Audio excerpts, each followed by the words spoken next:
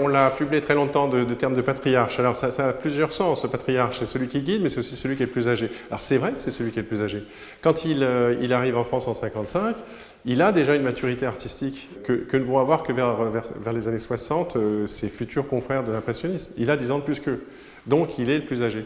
Mais en même temps, il est le patriarche parce qu'il est le guide. Il est le guide politique.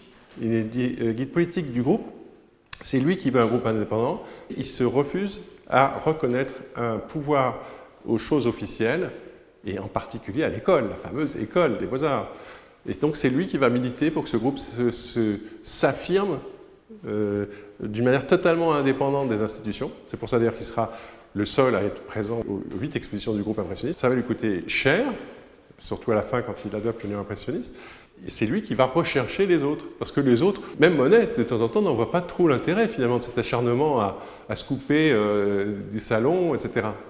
Il faut être un militant. Et en même temps, alors on dit patriarche, c'est la notion de père, parce qu'effectivement, il va être le père de la génération suivante. Il est un peu le père de Gauguin et de Cézanne, mais et Cézanne dira d'ailleurs, Pissarro est notre père à tous. Il va toute sa vie reconnaître à Pissarro cette espèce d'aura tutélaire, mais en fait, dans la réalité aussi, concrètement, il va préparer, il va s'occuper de la génération d'après, il va donner des conseils plus tard à Matisse, voilà, il va avoir une influence très très longue.